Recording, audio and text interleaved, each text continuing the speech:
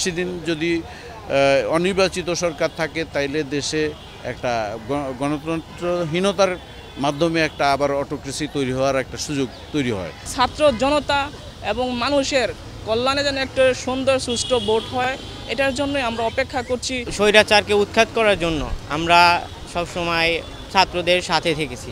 এখানে আমাদের কেন্দ্রীয় যে সিদ্ধান্ত ছিল, আমরা সেই সিদ্ধান্ত মোতাবেক বিভিন্ন জায়গায় ছাত্রদের সহযোগিতা করেছি এবং আমরাও যেহেতু ছাত্র, সেহেতু আমাদেরও এই স্বৈরাচার শাসন ব্যবস্থা থেকে স্বৈরাচারকে উৎখাত করার জন্য আমরা সবসময় ছাত্রদের সাথে থেকেছি। এখন চাচ্ছি দেশে একটা সুষ্ঠু নির্বাচন হোক, নির্বাচনের মাধ্যমে যেই সরকারি গঠন হোক সে যেন সুষ্ঠুভাবে দেশ পরিচালনা করতে পারে, এটাই আমাদের আশা। এই স্বাধীনতাকে ধরে রাখার জন্য বাংলাদেশ জাতীয়তাবাদী দল বিএনপি একটি আগামী সুন্দর এবং জনগণ মুখর একটা নির্বাচন হোক এবং এই নির্বাচনের মাধ্যমে ভোটের মাধ্যমে সক্রিয় ছাত্র জনতা এবং মানুষের কল্যাণে যেন একটা সুন্দর সুষ্ঠু ভোট হয়, এটার জন্যই আমরা অপেক্ষা করছি এবং অতি শীঘ্রই এটা আমরা বাংলাদেশে পরিচালনা করতে পারবো বলে আমরা মনে করতেছি। যে সংস্কার বাংলাদেশে প্রয়োজন, যেটা গত 18 বছর এই অবৈধ সরকার মঈনসহ এই অবৈধ সরকাররা যে গত 18 বছর এখানে যে শাসন করেছিল, সেই শাসনটা ছিল জনগণের বিরুদ্ধে, জনগণকে শোষণ করার জন্য। তার সেই শাসন থেকে আজকে ছাত্র জনতার ঐক্যবদ্ধ প্রচেষ্টায় আমরা ইনশাল্লাহ দেশবাসী বের হয়ে আসতে পেরেছে। এখন আমরা চাই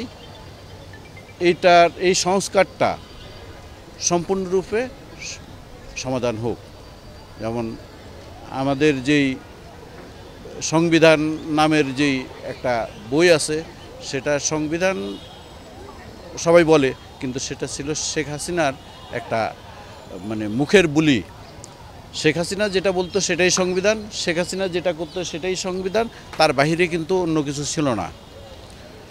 সংবিধানের কোনো কিছুই সে মানে নাই। সে এখন বিভিন্নজন বলছে যে শেখ হাসিনা রাগ হয়ে বলতেছে, একজন প্রধানমন্ত্রী কিভাবে রাগ হইতে পারে?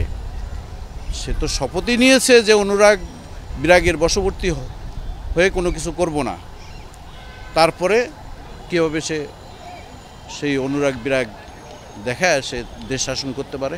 এটা কি হতে পারে? এটা হইতে পারে না। তাই আমরা চাই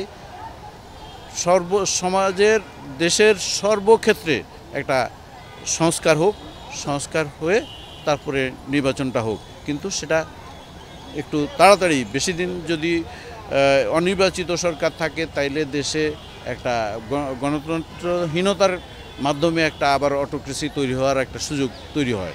সেজন্য আমরা চাই নির্বাচনটার একটা রোডম্যাপ আসুক এবং সংস্কারটাও এগিয়ে চলুক। এই সংস্কারটা জরুরি, আবার নির্বাচনের ফ্রেমওয়ার্কটাও জরুরি।